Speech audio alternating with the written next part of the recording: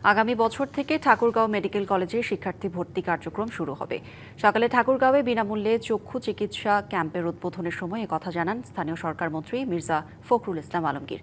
প্রতিটি থানায় এই ধরনের আয়োজনের উদ্যোগ নেওয়া এবং কিভাবে এসব কার্যক্রম নিয়মিত পরিচালনা করা যায় তা নিয়েও কাজ করা হবে জানান তিনি। ডায়াবেটিক সমিতির আয়োজনে এবং নেপালের সহযোগিতায় 5 দিনব্যাপী এই চক্ষু ক্যাম্পে জেলার বিভিন্ন এলাকার অসহায় ও স্বল্প আয়ের মানুষকে বিনামূল্যে চোখের পরীক্ষা, চিকিৎসা ও প্রয়োজনীয় পরামর্শ দেওয়া হবে। মন্ত্রী জানান, ঠাকুরগাঁওয়ের স্বাস্থ্যসেবার উন্নয়নে সরকার কাজ করছে। এর মধ্যে 250 শয্যার জেলা হাসপাতালকে 600 শয্যায় উন্নীত করা হয়েছে।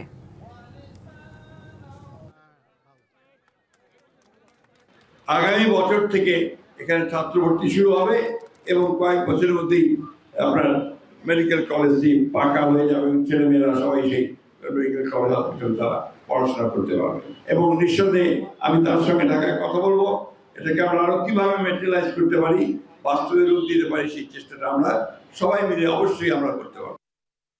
বাংলা কিউআর যেখানে নগদ পেমেন্ট সেখানে। সারা দেশে 10 লাখেরও বেশি মার্চেন্টে নগদে পেমেন্ট করুন খুব সহজে।